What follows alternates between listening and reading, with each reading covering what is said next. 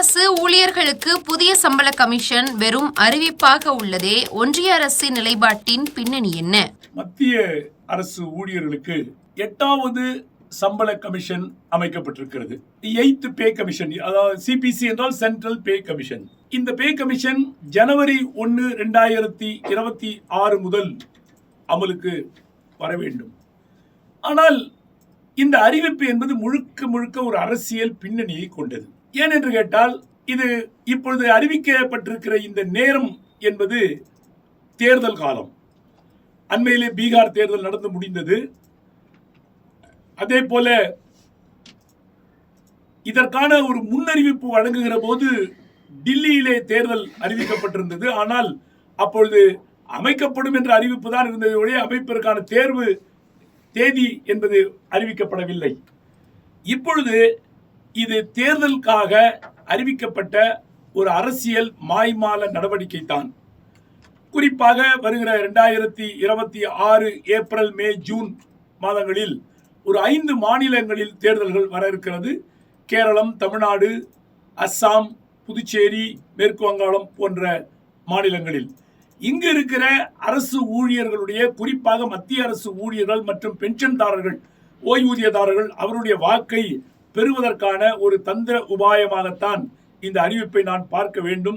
இந்த அறிவிப்பு நடந்திருக்கிறதை ஒழிய இதுவரை அதற்கான எந்த வேலையும் தொடங்கவில்லை. ஒரு குழு மட்டும் அமைத்திருக்கிறார்கள்.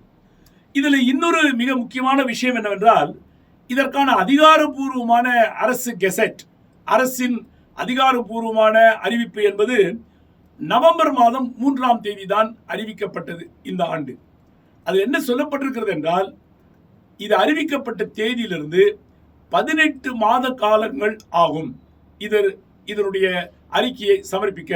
அப்படி என்றால் மே மாதம் 2027ஆம் ஆண்டுதான் இந்த அறிக்கையை சமர்ப்பிப்பதற்கான நேர காலம் என்பது குறிப்பிடப்பட்டிருக்கிறது.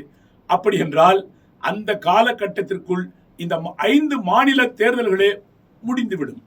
ஆனால் அதே நேரத்தில் அரசு ஏதோ ஊதிய உயர்வு கிடைக்கும் என்று பலரும் நினைத்துக் கொண்டிருக்கிறார்கள். அப்படி அல்ல.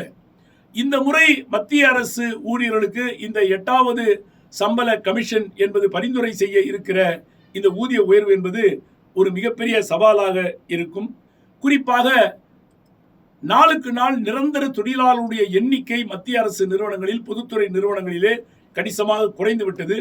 அதே போல பென்ஷன்தாரர்கள் என்று சொல்லப்படுகிற ஓய்வூதியதாரர்களும் நீங்கள் பார்த்தால் புதிய பென்ஷன் திட்டத்தில் வந்தவர்கள்.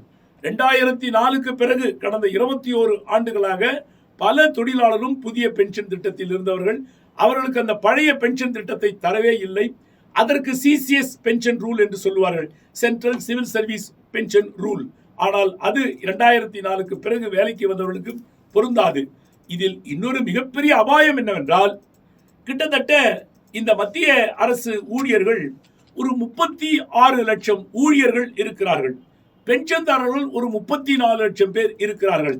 ஆனால் ஒவ்வொரு முறையும் ஊதிய உயர்வு வழங்கிய உடனேயே பென்ஷன் உயர்வும் வழங்க வேண்டும் என்று சட்டம் இருக்கிறது.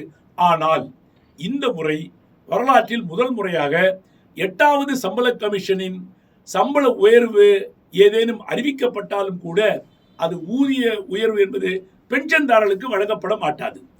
வழங்கப்படுமா வழங்கப்படாதா என்பது அரசுதான் முடிவெடுக்கும். ஏன் என்று கேட்டால், ஏற்கனவே இந்த ஆண்டு மார்ச் மாதம் 25 மரியாதைக்குரிய நிதியமைச்சர் நிர்மலா சீதாராமன் அவர்கள் வேலிடேஷன் ஆஃப் பென்ஷன் ரூல் 2025 என்ற ஒரு சட்டத்தை அறிமுகப்படுத்தியிருக்கிறார். அது என்னவென்றால், சிசிஎஸ் பென்ஷன் ரூல் என்பது இப்பொழுது என்ன சொல்லுகிறது என்றால், ஊதிய உயர்வு கிடைத்தால் உடனடியாக அதற்கு சமமாக பென்ஷன் உயர்வும் தர வேண்டும் என்ற சட்டத்தை அரசு தேவைப்பட்டால் அமுலாக்கும், தேவைப்படவில்லை என்றால் அமுலாக்காது என்று ஒரு சட்டத்தை நிறைவேற்றி கையிலே வைத்திருக்கிறார்கள். அப்படி என்றால் அரசுக்கு எந்த அளவுக்கு பொருளாதார செலவினங்கள் ஏற்படும் என்பதை உணர்ந்துதான் அவர்கள் இதை செய்வார்கள். ஆகவே இது ஒரு மிகப்பெரிய பிரச்சனையாக நிச்சயமாக அமையும். ஒரு சாதாரண இந்த ஏற்பாடு என்பது தேர்தல் மாய்மாலத்திற்குள்ளான் சொல்லியிருக்கிறார்கள். அதை விட மிகப்பெரிய கொடுமை என்னவென்றால், இதற்கு டேர்ம்ஸ் ஆஃப் ரெஃபரன்ஸ் என்று சில அறிக்கைகளை அவர்களுக்கு கொடுப்பார்கள். இந்த 8வது சம்பள கமிஷனுடைய வரையறை என்ன, எல்லை என்ன, எந்த எல்லைக்குள் நின்று இது அதனுடைய பரிந்துரைகளை வழங்க வேண்டும் என்று ஒரு டேர்ம்ஸ் ஆஃப் ரெஃபரன்ஸ் என்று கொடுப்பார்கள். அதில் அரசனுடைய பொருளாதார செலவையும் கணக்கில் எடுக்க வேண்டும் என்று சொல்லியிருக்கிறார்கள். அப்படி என்றால் அது ஊதிய உயர்வை கணிசமாக குறைக்கும், பென்ஷன் உயர்வையும் குறைக்கும், தொழிலாளருடைய எண்ணிக்கையும் குறைக்கும். எப்படி இருந்தாலும் இது ஒரு ஆபத்தான ஒரு அறிகுறிதான். மக்கள் எதிர்பார்ப்பது போல இதில் அவர்களுக்கு கணிசமான உயர்வு என்பது வருவதற்கான வாய்ப்பில்லை. ஆனால் 18 மாதங்கள் கழித்து அதை அமல்படுத்த போகிற அரசு இப்பொழுதே சொல்வதற்கான காரணம் என்னவென்றால் 5 மாநிலங்களில் நடைபெற இருக்கிற தேர்தல் தான். ஆகவே இதனுடைய பின்னணி என்றால் தேர்தல் வாக்கு.